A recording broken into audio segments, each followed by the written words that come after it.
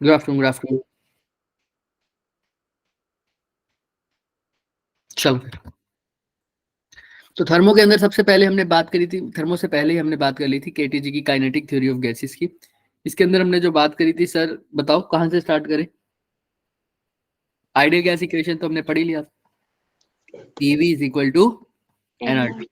इसके बाद हमने क्या पढ़ा था काइनेटिक थ्योरी में? जल्दी जल्दी बताओ। First law. फर्स्ट, अरे वो तो थर्मो में पढ़ लिया था। काइनेटिक थ्योरी ऑफ गैसेस में हमने क्या पढ़ा था मेन? सब भूल गए? याद करो। डिग्री ऑफ फ्रीडम के बारे में भी सर इसमें पढ़ा था हमने, यू के बारे में भी इसमें पढ़ा था। यू का जो फॉर्मूला पढ़ा था, जो एनर्जी की बात कर रहे थे हम, वो क्या था कि सर जो टोटल कंट्रीब्यूशन है एनर्जी का वो कितना रहता है? जो मेन मेन फॉर्मूले थे वो कितना था? 1/2 kBT। याद आया? हाँ सर, कुछ तो याद आया सर, हाफ kBT। और उसके बाद ये अगर उसके अंदर बात करें हम इंटरनल एनर्जी की फॉर्म में इसका बात करें तो क्या फॉर्मूला क्या बन जाता था? याद कराओ, बताओ भाई। Half RT. हाफ आरटी या हाफ केटी हो गया था। और उसके साथ हमारे पे बात करते थे इंटरनल एनर्जी का दूसरा फॉर्मूला सर इसके अंदर, अगर नंबर ऑफ मोल्स एन हो तो N R T by two, और डिग्री ऑफ फ्रीडम एफ हो तो क्या हो जाएगा? F N R T by two. याद आया सबको? हाँ या ना? Yes sir. फटाफट एक सेकेंड। तो किसकी क्लास ज्वाइन नहीं हो रही बच्चे?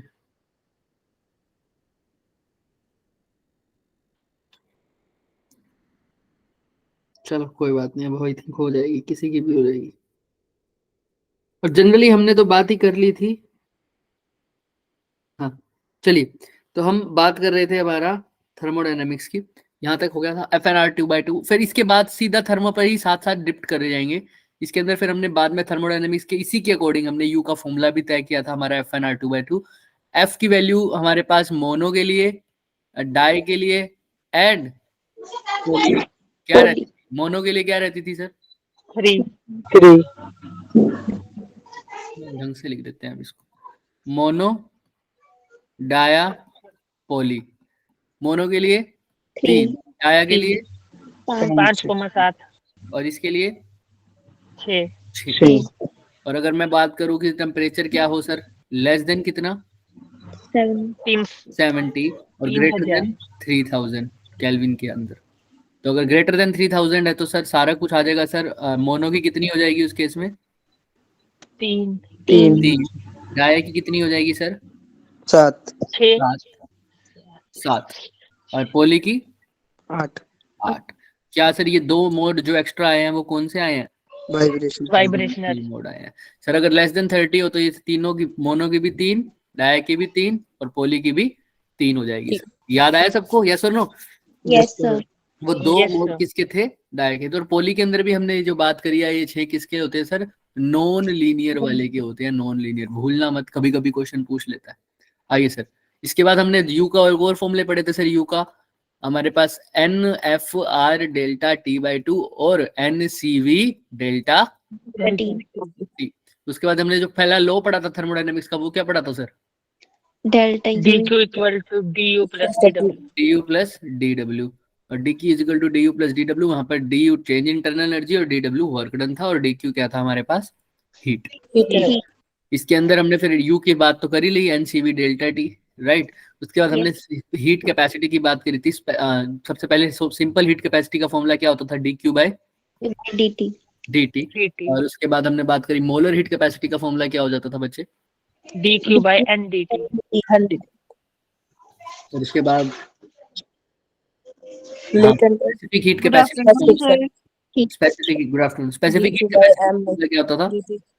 D Q by DQ by MDT। M D T. M क्या होता था सर? मास होता था। एम क्या होता था?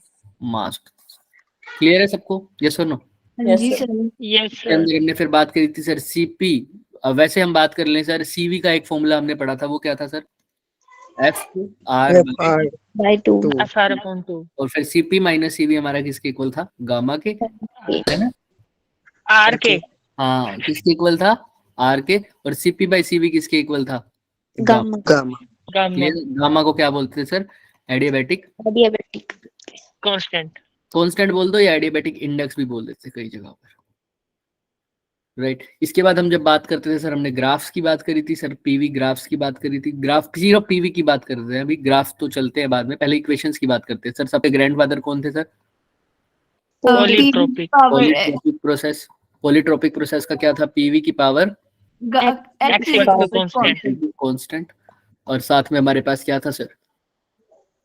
एक सेकंड, पीवी की पावर एक्स की वैल्यू जब 1 ले लेते हो या 0 ले हाँ लेते जी, एक्स की वैल्यू 0 लेते हैं सर। हो तो प्रेशर प्रेशर कांस्टेंट कांस्टेंट होता है, तो आइसोबारिक आइसोबारिक प्रोसेस। एक्स की वैल्यू 1, पीवी की one PV constant isothermal temperature constant. 2 no sir, gamma नहीं लो ना, सर, टी की पावर गामा रखना है ना। एडियाबैटिक हो जाएगा। एडियाबैटिक।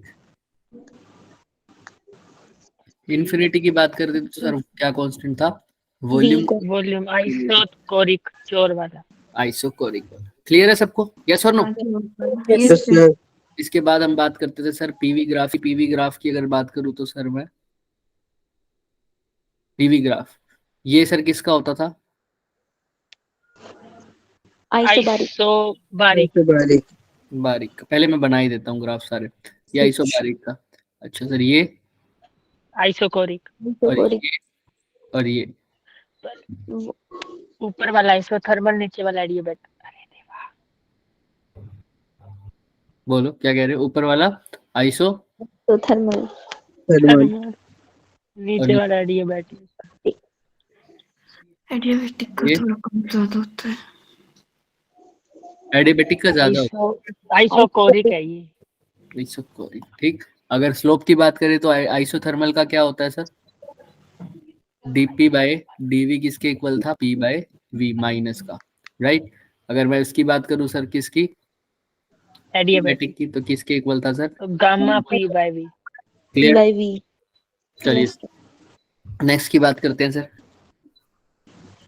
अब सारे ग्राफ्स देखते हैं सर। सबसे पहले सर आइसो बारीक की ही बात कर लेते हैं सर। पीवी ग्राफ तो आप लोगों ने देख ही लिया था, ऐसा बनता है इसका। तो इसी के अंदर हमने बात करनी थी, ये तो हो गया पीवी। अगर अब दूसरा कौन सा रह गया sir? VT. PT. Sir PV graph ठीक बनाए? हाँ ठीक है, ठीक है। हाँ बताओ, बोलो जल्दी जल्दी बोलो। सर पीवी ग्राफ में पी तो कांस्टेंट रहना चाहिए ना। तो फिर बताओ फिर कहाँ गलत है? स्ट्रेट लाइन आएगी। स्ट्रेट लाइन होगी। स्ट्रेट लाइन लगा देते हैं, लगा दे क्या? यस और नो? यस यस सर, पक्का? पैरेलल टू वाई पक्का। X axis, parallel to X axis. अब ठीक है? ठीक है, बोल दो। Yes yes sir. हमने प्रोसेस ही चेंज कर दिया। अब ठीक है क्या? बजाय Yes. कि उसके। अब बता दो, इतना सब दोबारा थोड़ी बनाएंगे। बताओ पीवी ग्राफ की बात करते हैं सर। तो अब बताओ एडियाबैटिक के अंदर हमने देखना है वीटी और पीटी ग्राफ। सर एडियाबैटिक का फॉर्मूला क्या होता है sir? PV gamma is equal to constant और PV is equal to NRT. ये सबसे लास्ट में करना चाहिए था वैसे हमें, है ना? बट कोई बात नहीं। बताओ क्या करें सर? अब पीटी ग्राफ कैसे बनेगा और वीटी ग्राफ कैसे बनेगा तो सर? पहले पीवी में वो लगाओ ना साइन। हाँ याद हो गया अब तो, सबको याद है क्या? Yes sir. बताओ कौन सा ग्राफ कैसे बनना था? सिर्फ पहले अगर वो नीचे जा रहा है कैसे करते थे? चलो हम इस पे लास्ट में आते हैं, तुम सबको रिवीजन के लिए आ जाओ। पहले आइसोबारिक कर लो तुमको फिर याद आएगा धीरे धीरे। अभी तक वैसे याद आ जाना चाहिए था सर, किस में डायरेक्टली प्रोपोर्शनल है, किस में इनवर्सली प्रोपोर्शनल है, बट तुमको याद ही नहीं था। पी वी ये कैसा है सर? स्ट्रेट। स्ट्रेट। इसके बाद सर इसका पीटी ग्राफ और वीटी ग्राफ। पीटी और वीटी। वीटी। वीटी। वीटी बताइए सर क्या करें हम? पहले पीवी में साइन लगाओ। पीटी का तो ऐसे ही रह जाएगा, राइट, क्योंकि प्रेशर कांस्टेंट है। वीटी का कैसे करें? पहले एरो लगाओ। लो एरो तो बात की बात है, पहले ये बताओ ग्राफ आप कैसे जाएगा? वीटी सिर्फ इन दोनों के स्ट्रेट जाएगा। दोनों के स्ट्रेट कैसे सर? पीवी किसके इक्वल होता है? एनआरटी के। अब यहाँ पर प्रेशर तो वैसे ही कांस्टेंट है, एनआर वैसे भी कांस्टेंट है, तो वी डायरेक्टली प्रोपोर्शनल टू क्या आ गया? टी। तो ग्राफ कैसे जाएगा? ऐसे। और यहाँ पे सर एरो किस तरफ आएगा? वॉल्यूम बढ़ रही है तो क्या होगा सर? ऊपर की तरफ। क्लियर है सबको? यस और नो? देख लो अच्छे से। Yes sir. ठीक, बाकी सब क्लियर है सबको? यस और नो? Yes sir. अरे भाई बोलो यस और नो। चलो यस सर। तो अगला आइसो कोरिक। कोरिक। कोरिक में सर पीवी ग्राफ अभी वॉल्यूम बनाया था सर, कैसे जाएगा? वॉल्यूम के ऊपर, मान लो ये है। ऐसे जाएगा। अच्छा सर, अब पीटी पीटी और वीटी। वीटी बताओ फटाफट। सर दूसरा तो कैसे जा रहा है सर? साफ साफ ये वाला straight line. Yes sir volume क्या है? कांस्टेंट। अच्छा सर, इसमें बताओ प्रेशर बढ़ रहा है, वॉल्यूम कैसे हो रही है? वॉल्यूम बढ़ रहा है या घट रहा है सर? वॉल्यूम तो कांस्टेंट है, तो वॉल्यूम कांस्टेंट अभी टेम्परेचर का पता करना पड़ेगा। तो हमारी इक्वेशन लगा दो, PV is equal to, volume constant है, एन वैसे कांस्टेंट है, आर कांस्टेंट है, तो P directly proportional to T. तो स्ट्रेट लाइन बनेगा। स्ट्रेट लाइन तो अगर प्रेशर यहाँ पर बढ़ रहा है तो यहाँ पर भी बढ़ेगा, तो एरो सीधा। क्लियर? अब टेम्परेचर बढ़ रहा है तो यहाँ पर भी एरो कैसा लगेगा? बिल्कुल सीधा। किसी को कोई डाउट? यस और नो? No sir. नो देख सर। लो दूसरा ग्राफ कैसे निकालना है आइडियल गैस इक्वेशन से, बस ये याद रखना। नेक्स्ट सर, अब आइसोबारिक हो गया, आइसोकोरिक हो गया, isothermal.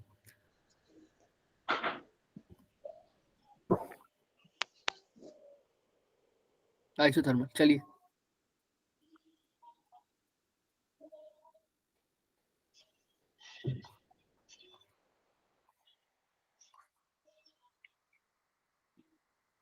Sir PV graph isothermal में कर्व कर्व होता है सर। अच्छा सर, मान लो ऐसा आ रहा है, अब बताओ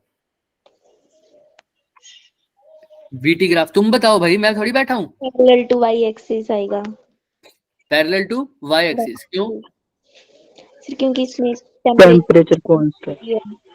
पीवी कांस्टेंट है ना, पीवी तो वैसे भी कांस्टेंट है। प्रोपोर्शनल है वी के साथ।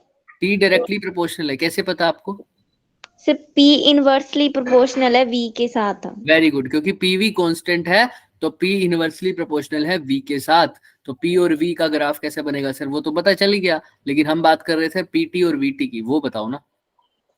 सर प्रेशर के वो वाई एक्सिस के पैरेलल लाइन बनाओ पीटी में। पीटी में वाई एक्सिस के पैरेलल बनाओ पक्का? Yes sir. क्यों? टेम्परेचर कांस्टेंट है ना, दोनों में ऐसे बनेगी लाइन। हाँ, क्योंकि टेम्परेचर कांस्टेंट है, आइसोथर्मल बोले तो टेम्परेचर कांस्टेंट, तो दोनों में टेम्परेचर कांस्टेंट है, तो दोनों में ऐसे लाइन लगेगी।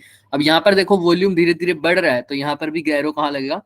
ऊपर की तरफ। यहाँ पर देखो प्रेशर धीरे धीरे क्या हो रहा है? कम हो रहा है। कम हो रहा है, हाँ या ना? यस और नो? और टेम्परेचर धीरे धीरे, Yes, sir. टेम्परेचर तो कांस्टेंट ही है, तो प्रेशर देखो, लेकिन धीरे धीरे वॉल्यूम के बढ़ने से प्रेशर बढ़ रहा है या कम हो रहा है? कम घट रहा है यहाँ पर एरो कहाँ आएगा? की तरफ। नीचे। नीचे की तरफ। क्लियर है क्या सबको? यस और नो? Yes sir.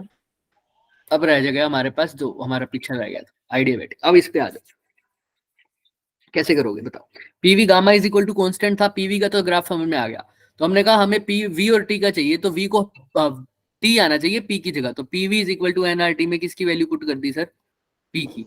तो पी की करोगे तो क्या आ जाएगी? NRT by V. याद आया कुछ? Yes sir. तो v की Yes. पावर क्या हो जाएगी? एन आर टी वी की power gamma minus 1 is equal to, constant है ना? तो ये पूरा हमारे पास क्या था? कांस्टेंट था। ये टी उधर चला जाएगा, तो v गामा माइनस 1 किसके आ गया? Inversely proportional to temperature. Clear है? तो इसका ग्राफ नीचे की तरफ आएगा, क्योंकि ये कैसा है सर? साफ साफ पता लग रहा है तुम्हें कैसा है? इनवर्सली बनो। Inversely proportional to. क्लियर है? किसी को कोई भी डाउट है तो बताओ, अच्छे से देख लो। नहीं? अब पीटी ग्राफ तुम खुद बताओगे। बस उसमें v को करना था, उसमें किसको करना है सर? p को। और मैं एक चीज भी देख दूं तुम्हारे लिए, क्या नाम था? चलो तुम करो, तुम करो। इसमें इनवर्स सर ने तुम्हें बता ही दिया होगा, स्ट्रेटेजी वाला पार्ट बता दिया था तुम्हें सर ने, जिसने भी क्लास लगाई थी सर की। केमिस्ट्री की हाँ क्या बताया? हाँ जी बताया बताया सर। हाँ, चलो फिर तो बी बढ़िया। टू वालों को नहीं बताया था। B2 वाले तो होशियार है ना, उनको क्या जरूरत है। हाँ जी सर, हम बेचारे भोले भाले लोग है ना। Thank you sir. करो करो जल्दी करो, थैंक यू वालों, इधर देखो। मैंने क्या करना था, मैं भूल गया हूँ। Shit. तुम करो भाई, तुम्हारा हुआ नहीं अभी तक, इतनी देर तो लगनी नहीं थी इसमें।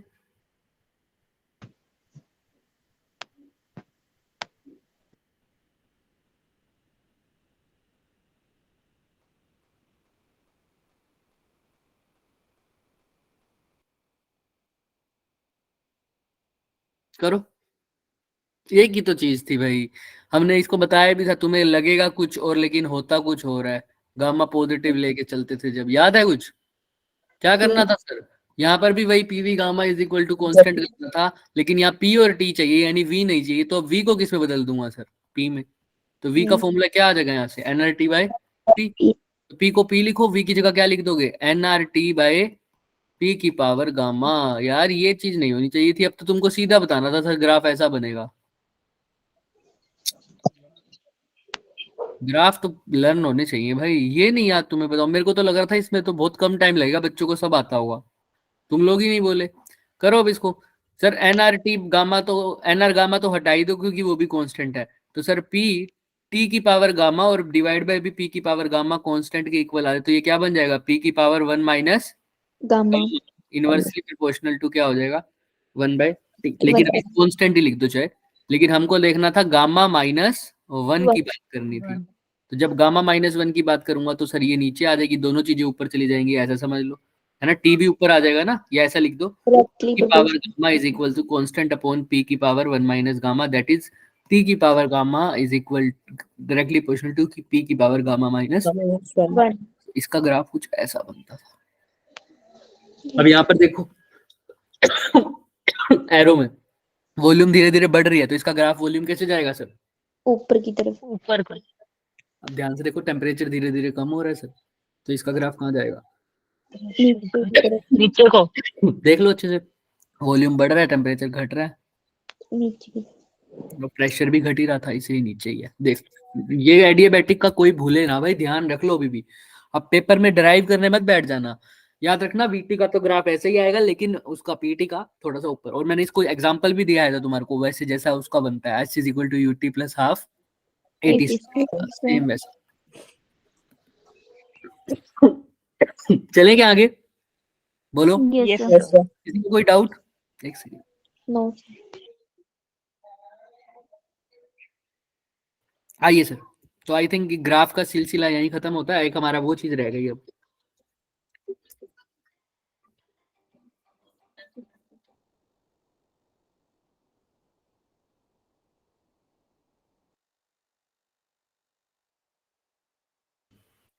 तो नेक्स्ट हमने बात करते हैं सर कैलोरीमेट्री की।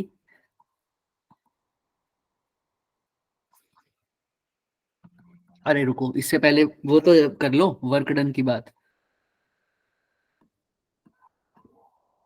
हाँ, यहाँ पर आ जाओ।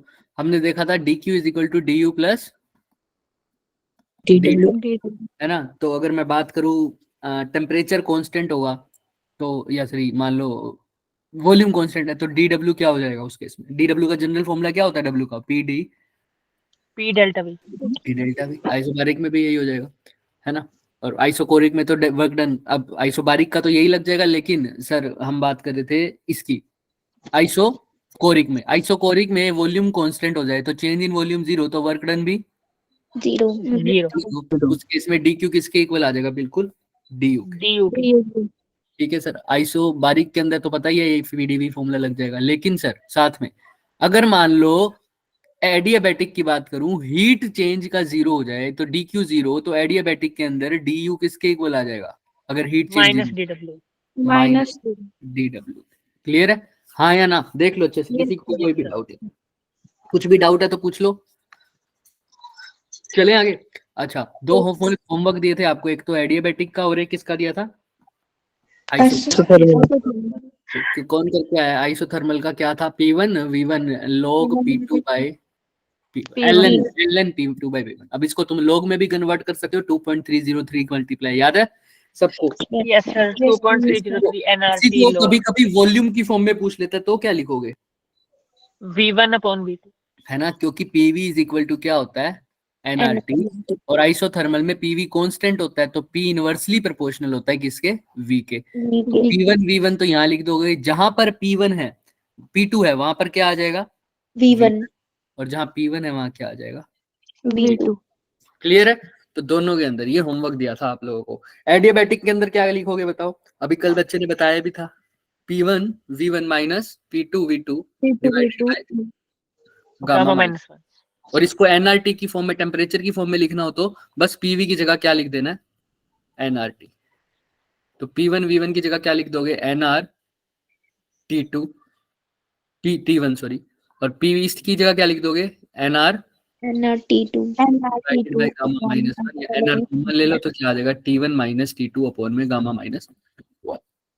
देख लो, किसी को कोई डाउट? कितने गंदे बच्चे हो ना, होमवर्क नहीं करके आए, लास्ट में मैंने ही सर बताया। किया तो था, बताया तो था आपको। एक बच्चे ने, वो भी इतना बोलने के बाद लास्ट में उसने मेरे को बताया, है ना। जितने मारो सर नीचे। बहुत गलत गलत चीज है बच्चे ये, जब तक तुमने नहीं करना था तब तक कोई फायदा ही नहीं था। एक होमवर्क दिया था पूरी रिवीजन में तुम्हें ढंग से। नहीं सर, ग्रेविटेशन वाला भी दिया था।